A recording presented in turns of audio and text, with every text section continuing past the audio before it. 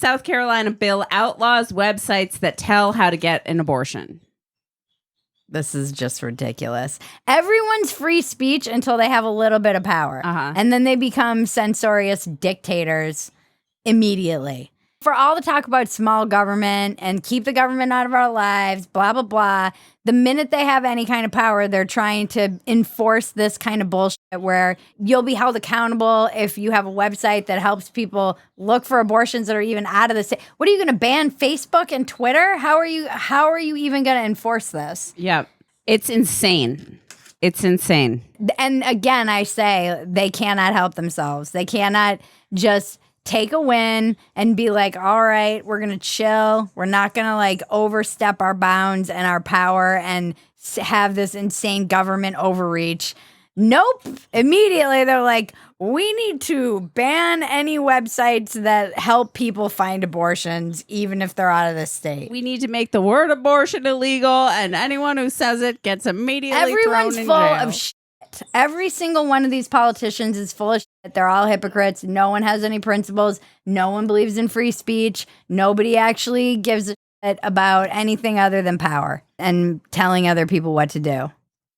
Yep. Well, in good news in the abortion debate, Kansas voted to preserve abortion rights protections in its constitution. Even conservatives are pro-abortion to a certain extent. Because they're all and their assistants. You mean their sisters? Hey-o. We're never going to stop using that joke now that we know it makes people mad. They're like, this is the wrong state for sister jokes. It's the next state over. Sorry, your assistant. You mean West Virginia. And now it's like any state that pisses us off this week. We're going to say it about California. Hell it doesn't matter. You know they're fucking their sisters in California. They voted to keep it in kind of an overwhelming majority. There was a lot of people were mobilized to get out and vote. They think it'll be good for the Dems in the midterms. We'll see who does the dumbest shit right before the election. Yep. That's always where we land. Pendulum swings very quickly.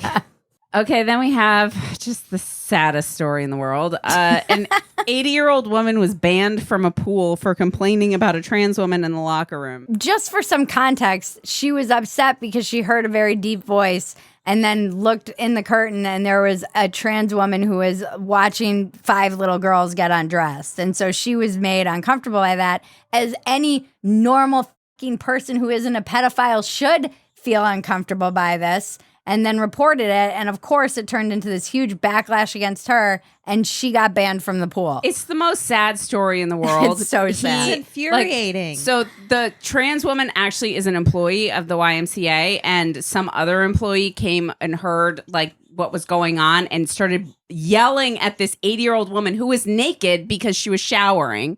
That's the real tragedy here. And then they tried to prevent her from leaving because they had called the police and they tried to prevent this woman from leaving at the facility. Like, it's just so And then weird. she made a sign and was protesting, and Maggie and I could not for the life of us. We're like, okay, if you're going to make a sign. And then we were like, what if we zoom in and it's like, all trans people should die or something horrific, where we're like, okay, maybe she is a bigot.